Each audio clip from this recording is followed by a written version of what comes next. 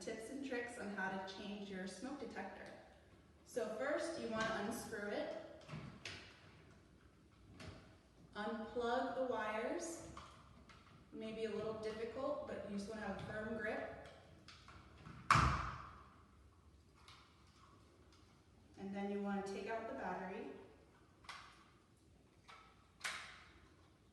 And it's a 9-volt battery. Remove the protective covering. Make sure that you're entering it the right way. And if it's beeping, to stop the beeping, you want to press the reset button on the top. Put it back in. Make sure you plug it back in here. And then twist it back into your